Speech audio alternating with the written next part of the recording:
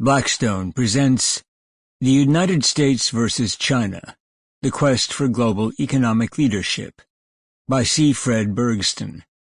This book is read by Arthur Morey.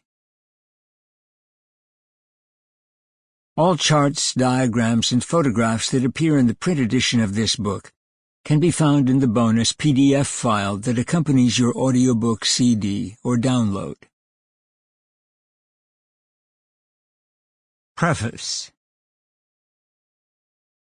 In October 1993, President Bill Clinton was preparing to host the first-ever summit of leaders of the top powers of the Asia-Pacific region.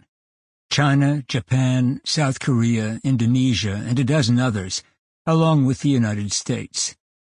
I briefed him at the White House on the main recommendations of the Asia-Pacific Economic Cooperation, APEC, Forum's Eminent Persons Group, which I chaired, that the upcoming meeting agreed to establish a community of Asia-Pacific nations that would seek to achieve free and open trade and investment in the region by 2020.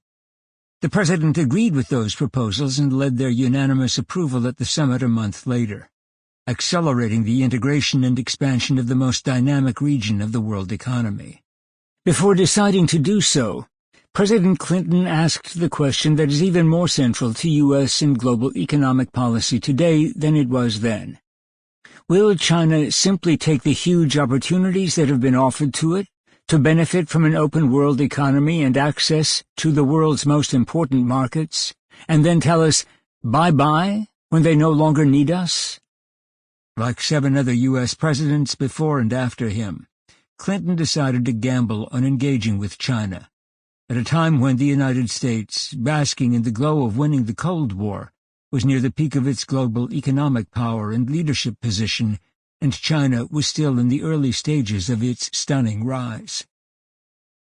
A number of Americans, including former President Trump, now believe that was a huge mistake and want to reverse the policy.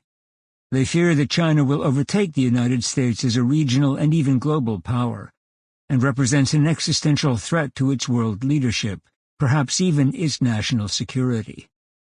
They argue that the China shock and many of China's policies are severely damaging the U.S. economy. They worry that the American model of market economics and democratic politics may give way to China's state capitalism and authoritarian rule. They conclude that China must be confronted and contained. The trade wars from 2017 could be just the start of prolonged and escalating hostilities between the economic. Sample complete. Ready to continue?